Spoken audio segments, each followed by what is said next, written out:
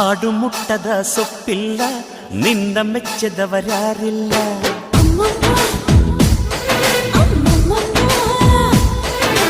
ಜೇನಿಗಿಂತ ಸಿಹಿ ಬೇರಿಲ್ಲ, ನಿನ್ನ ಮುದ್ದಿಗಿಂತ ಸಿಹಿ ಬೇಕಿಲ್ಲ.